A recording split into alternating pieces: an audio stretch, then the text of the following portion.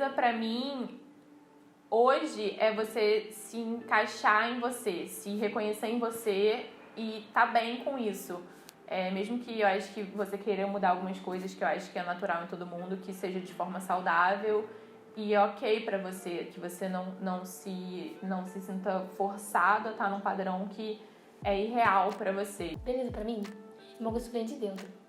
Porque eu sinto que as pessoas são muito mais... Se a pessoa for genuína, se a pessoa se conectar com você, eu acho a pessoa muito mais bonita pelo que ela é por dentro do que ela é externamente.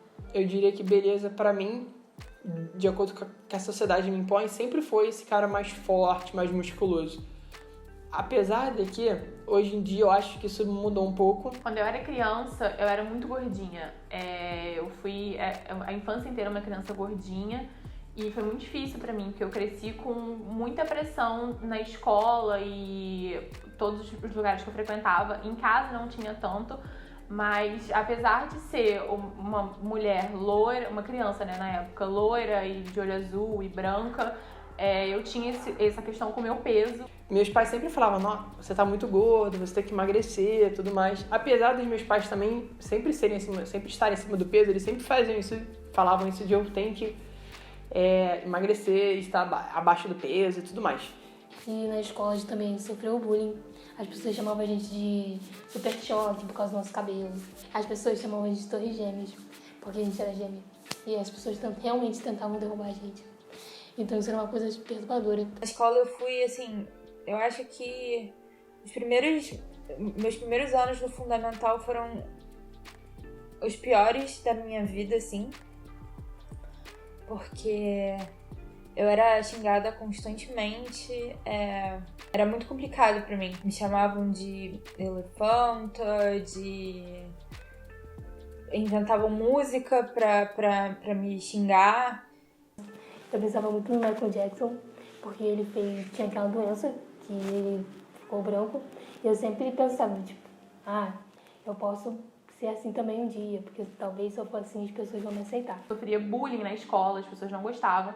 Então, quando eu tinha por volta de 13, 14 anos, eu desenvolvi um transtorno bulímico. Foi bem inicial, não chegou a ser nada realmente muito sério. Mas eu comecei a vomitar quando eu comia muito, porque eu não queria estar naquele peso.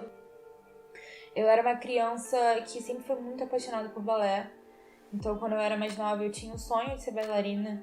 E todo mundo sempre ria da minha cara quando eu falava isso, porque gorda não pode ser bailarina. Então, foi muito difícil eu parar de escutar as pessoas, entendeu? Na verdade, eu nunca parei de escutar. E isso me afetou tanto que ao invés de eu parar de comer ou tentar emagrecer de outras formas, eu encontrei na comida um alívio. Então, se eu tava chateada, era a comida que me acalmava. Se eu tava feliz, era a comida que comemorava comigo. Se eu tava com raiva, era na comida que eu descontava. Então isso foi me fazendo engordar muito. E quando eu tinha uns 11 anos, eu já tava com uma obesidade séria, assim, eu tinha uma obesidade nível 1. E consegui emagrecer 20 quilos depois de uma reeducação alimentar, que eu recuperei tudo de novo. Eu já fiz várias dietas loucas ao longo da minha vida. Teve uma que eu comia banana e água, só. Porque a banana, eu não sei se é verdade, mas na época eu li que a banana inchava no estômago e dava uma sensação de saciedade quando você bebia água. Então eu comia banana e tomava água. Eu já tive várias outras, de cortar tudo do nada, de fazer uma refeição por dia, de beber só água. Assim, eu já fiz várias dietas totalmente descontroladas e sem nenhum acompanhamento e era extremamente doloroso, assim, pra mim. Por volta de uns 13 anos, eu comecei a desenvolver um princípio de câncer de mama. E aí eu tinha que fazer uma cirurgia de ginecomastia, que é você retirar as glândulas mamárias. Só que como eu era muito gordo, eu não poderia fazer, eu teria que emagrecer antes. Por volta de uns 14, 15 anos, eu comecei a emagrecer legal para fazer essa cirurgia. Eu perdi cerca de 15 quilos em 8, 9 meses. Aí fiz essa cirurgia de ginecomastia. E aí entrou meio que a segunda parte da minha vida. Porque eu deveria ter continuado fazendo exercícios físicos, atividade física, e eu não continuei. Então a cirurgia não cicatrizou do jeito que deveria. E aí até hoje eu tenho os mamilos meio murchos e... Enfim, meus amigos fazem piada de vez em quando sobre essa questão toda dos mamilos e da ginecomastia. E no geral eu levo bem, sabe? Nunca foi uma coisa que me deixou mal. Mas às vezes fica um clima meio inconveniente, desagradável, assim. Depois, mais pra frente, quando eu fui crescendo, as pessoas falam, se você é alto e tal, se você usar o cabelo, você fica parecendo uma modelo. Então, se eu tiver com o cabelo cacheado, não parece uma modelo. Mas se eu tivesse cabelo liso, eu parecia uma modelo. E aí, de tempos em tempos, eu alisava meu cabelo quando eu era criança, realmente. Mas depois, quando eu fui crescendo, eu meio que comecei a gostar do meu cabelo do jeito que é, porque eu sempre gostei muito da versatilidade. De, tipo, usar meu cabelo do jeito que eu quero. A minha saúde sempre tem que vir primeiro do que a minha estética. Mas não é isso que a sociedade espera. Então você tem que estar magra, você tem que estar feliz, você tem que estar cheirosa, você tem que estar com o cabelo feito, você tem que estar com a unha feita, você tem que namorar um homem, você tem que ter um emprego excelente. É tudo isso que esperam na mulher. E a gente não consegue